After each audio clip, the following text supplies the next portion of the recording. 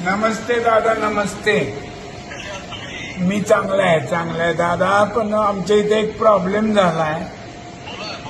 एक बिबट्या आणि एक वाघ म्हणजे आमच्या बालाघाटच्या डोंगराच्या खाली तालुका आहे आमचा, तुळजापूर, उस्मानाबादच्या धाराशिव. आणि गेली महिनाभर झालं आम्ही त्रस्त आहेत सगळे नागरिक. बिबट्याचा आणि वाघाचा आहे वावर.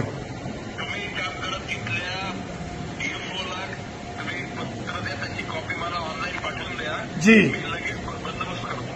थँक्यू दादा, थँक्यू.